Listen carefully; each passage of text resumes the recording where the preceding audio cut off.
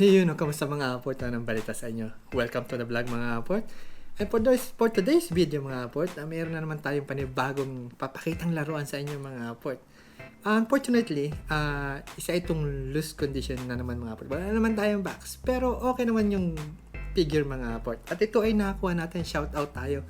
Shoutout tayo sa aport natin na si Boss Yatasha. Yung pinagkuhanan natin ng Gear 5 na Luffy, yung Sun God Nika. So, sa kanya natin ito nakuha mga aport. At ito na nga ang figure.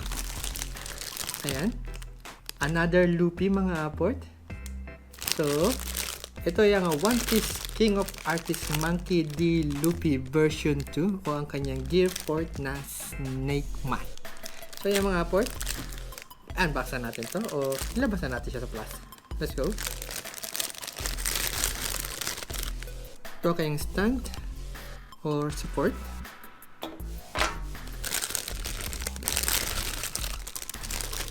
Snake Man. At yung kanyang braso. So, assemble na natin siya.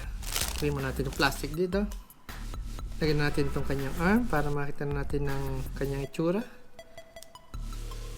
Iyon. Sumusupit. Yan na siya.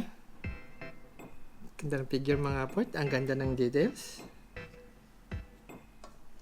And yung kanyang stud para makomplete na siya. There you go.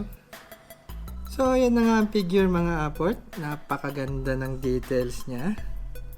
Ayan o. Ito nyo naman yung mga details niya mga aport. Yan. So, ang figure na ito mga aport ay meron siyang 14 cm. Yan, unfortunately, hindi siya kasing laki ng Grandista. Pero, napakaganda ng details. Panalo. Mabigat din siya mga aport. So, manufactured siya by Ban Presto at nirelease siya mga aport noong May 2024. O yan siya mga aport. Monkey D. Luffy, King of Artists, or KOA. Ganda. At abangan nyo mga aport, meron pa tayong isang paparating na figure. KOA din siya, or King of Artists. Monkey D. Luffy rin, yung kapares nito, yung Gear 4 niya rin na Bounce Man naman mga aport. Isa sa napakagandang figure din mga aport para mga KOA.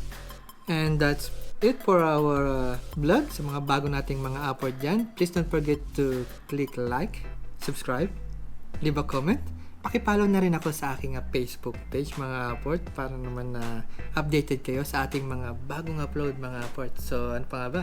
I'll see you again sa susunod nating video.